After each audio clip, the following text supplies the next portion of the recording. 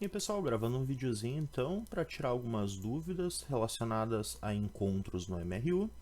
Eu separei dois exemplinhos para resolver, para mostrar para vocês então a parte prática, como é que a gente resolve, tá? Então a gente tem o primeiro exemplo para resolver aqui, que é um de uma ultrapassagem. A gente tem um carro A que está um pouco mais atrás, né, andando numa uma rodovia, um movimento retilíneo. A gente imagina uma estrada em linha reta, né?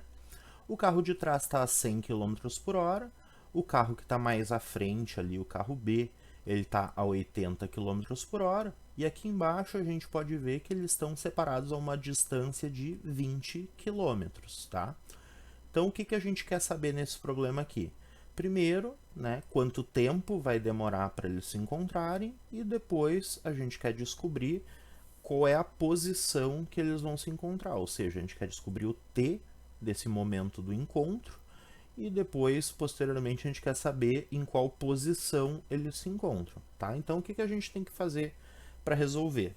A gente vai ter que definir a função horária da posição do A, função horária da posição do B, né? E para fazer isso, a gente utiliza essa equação aqui, né? A função horária da posição no MRU. Essa daqui é a fórmula, a chave para a gente resolver esse problema, tá? Então, a gente vai substituir os valores que a gente conhece para o A, para o B, e posteriormente a gente vai igualar os dois, porque como a gente quer saber o momento que eles se encontram, os dois vão estar na mesma posição, ou seja, né, o SA vai ser igual ao SB. Os dois têm a mesma posição, que é o momento que os dois móveis se encontram, tá? Então a gente vai resolver primeiro para o SA, né? Utilizando essa equação que a gente tem aqui em cima, né? S0 mais VT.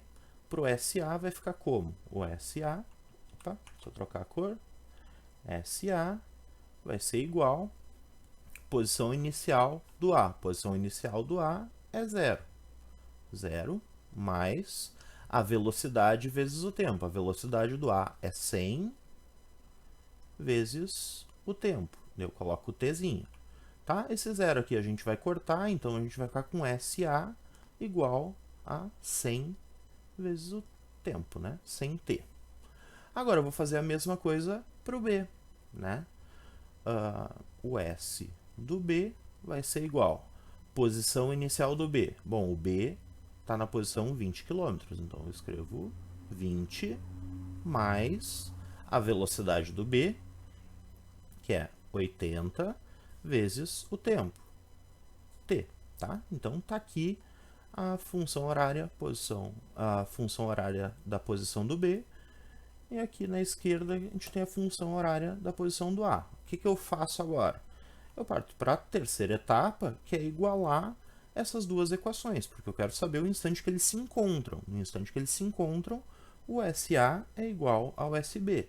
Então eu vou igualar as duas equações. Eu vou dizer que 100 vezes t é igual a 20 mais 80t. Tá? Então percebam que aqui a gente tem uma equação de primeiro grau.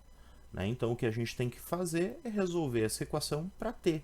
Assim como a gente já resolve na matemática com x, a gente tem que fazer a mesma coisa aqui com o t. Eu vou isolar o t e descobrir quanto é que ele vale. Tá? Então o que eu vou fazer? Vou pegar esse 80t que está aqui na direita, positivo, vou jogar ele para o lado esquerdo da igualdade, aqui ele vai ficar negativo, né? Positivo passa do outro lado, negativo. Então eu vou ficar com 100 vezes t menos 80 vezes t, isso é igual a 20. Eu posso agora resolver, né? 100t menos 80t dá 20t. Isso é igual a 20. Passo esse 20 para o outro lado dividindo, eu fico com t igual a 20 dividido por 20, e isso aqui me dá 1 hora, tá? Então a gente já sabe que um carro vai alcançar o outro um tempo de 1 hora, tá? Então a primeira parte do problema está resolvido. Agora, a segunda parte, se eu quiser descobrir em qual posição eles vão se encontrar, eu vou pegar esse tempo que eu descobri aqui, né? Esse t igual a 1 hora, e vou substituir em qualquer uma das duas funções horárias da posição aqui, né? Porque qualquer uma delas determina a posição ou do carro A ou do carro B, né? Num dado instante de tempo. Como nesse instante exatamente os dois vão estar na mesma posição, eu posso substituir em qualquer uma das duas que vai me dar exatamente a mesma resposta, né? Eu vou fazer para as duas só para demonstrar, mas a gente não precisa. Resolvendo para uma só, tá ótimo, a resposta já está correta, tá? Então eu vou pegar aqui, ó, SA para 1 hora. Isso aqui vai ser igual ao quê? Ao 100 vezes o tempo, que é 1. 100 vezes 1, então 100 quilômetros. Eles vão se encontrar no quilômetro 100 dessa estrada, lá para frente, né? E se a gente substituísse no SB esse mesmo valor, SB de 1 hora, a gente teria 20 mais 80 vezes 1 hora, né? Faz a multiplicação primeiro, 80 vezes 1 é 80, 80 mais 20 dá os mesmos 100 que a gente já tinha encontrado ali em cima, mostrando que a gente pode escolher qualquer uma das duas para resolver, tá? E aqui já está resolvendo o nosso problema. Tá? Então vamos ver um segundo exemplo. Tá, então aqui a gente tem o nosso segundo exemplo. A gente tem dois objetos que estão se movendo em sentidos contrários, em movimento retilíneo também, né? Então, ou seja, estão indo de encontro um ao outro, e a gente quer descobrir exatamente a mesma coisa, né? Em que instante, quanto tempo vai demorar para esses dois objetos se encontrarem e em qual posição esses objetos se encontram. O cuidado que a gente tem que tomar para resolver esse tipo de problema é que essa velocidade do objeto B, ela está no sentido contrário ao crescimento da posição. A gente tem aqui embaixo o eixo, que está indicando para que lado cresce a minha posição, e a gente percebe que o objeto B está se movendo no sentido contrário, né? Então isso quer me dizer que a gente tem uma velocidade negativa, tá? Como é que a gente resolve? Exatamente da mesma forma que a gente resolveu o exercício anterior. A gente vai utilizar novamente como a equação, a fórmula, a chave para resolver esse nosso problema, a função horária da posição. A gente vai montar a função horária da posição do A, do B, e depois dizer que um é igual ao outro para descobrir quanto tempo vai demorar para eles se encontrarem, tá? Então vamos começar pelo A, tá? Então o S do A vai ser igual à posição inicial do A, que aqui é 0, mais a velocidade do A, que é positiva, é 1, né? Vezes o tempo, ou seja, né? A gente pode cortar esse 0, S de A é só o valor do T, tá bom? Agora, para o 2, né, pro B, né? Então, se a gente montar a função horária da posição do objeto B, a gente vai ter que a posição inicial dele vai ser 100, mais esse mais que está aqui, né? Aparece aqui. A velocidade dele é menos 2 metros por segundo, porque ele está se movendo no sentido inverso, né? Então, eu vou abrir um parênteses para não deixar os dois sinais juntos. É menos 2 vezes o tempo. Agora, a gente tem que usar a regra do sinal aqui, ó.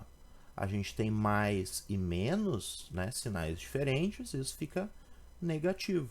Então, reescrevendo aqui, fica um S de B igual a 100 menos 2 vezes t, tá?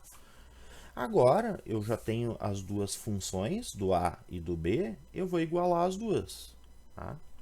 Porque a gente quer descobrir o instante que eles se encontram, que eles têm a mesma posição.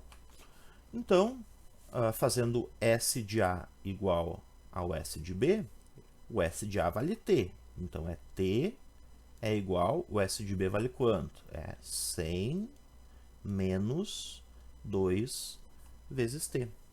Tá? Então, procedimento para resolver agora é exatamente igual ao procedimento que a gente utilizou anteriormente. A gente vai isolar o t, né? Então, esse menos 2t que está do lado direito, eu vou passar ele para o lado esquerdo, ele é negativo, vai passar positivo.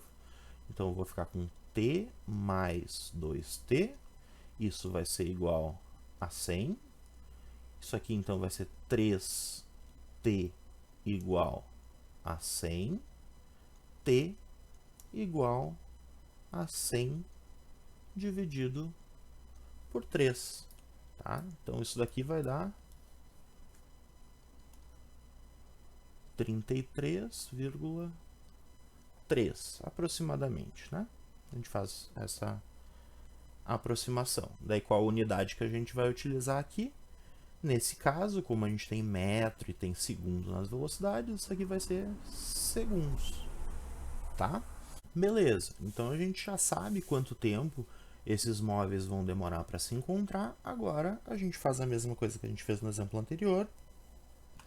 Pega esse valor do tempo que a gente descobriu e substitui em qualquer uma das duas funções horárias da posição, ou do A ou do B. A gente sabe que tem que dar exatamente a mesma resposta, né? Porque é a posição onde eles vão se encontrar. Então vamos substituir no A aqui. Posição do A é simplesmente o valor do t, ou seja, 33,3. No caso aqui, a unidade é metros, tá? Já está resolvido o problema. Se a gente quiser testar para ver se a gente fez a nossa continha certa, a gente pode substituir no B também, né? Substituindo no B, aqui o S do B, para esse tempo aqui de 33,3 segundos, ele vai ser 100 menos 2 vezes o 33,3. Lembrando que isso aqui é uma aproximação, né? Isso aqui é uma dízima periódica. Esse valor de 100 dividido por 3 é 33,3333 e vai ao infinito, tá? Essa quantidade de 3. Então, vai dar uma diferença no arredondamento aqui quando a gente faz essa conta. Mas vamos resolver, ó. S de B para 33,3 segundos. Isso aqui vai ser igual a 100 menos 66,6.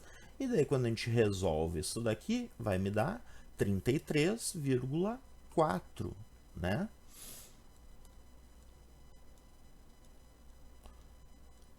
Essa diferença aqui, né, do 0,1 que existe entre o SA e o SB, é devido a esse arredondamento que a gente fez aqui no tempo. A gente cortou tudo que tem para cá, ó, dessa dízima periódica. A gente considerou só uma casa depois da vírgula, né? E daí isso está refletido aqui.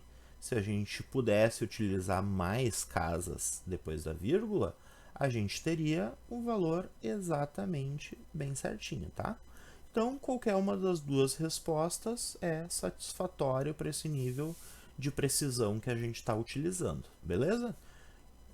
Então, espero ter ajudado vocês, gente, na resolução, resolvendo esses exemplos, né?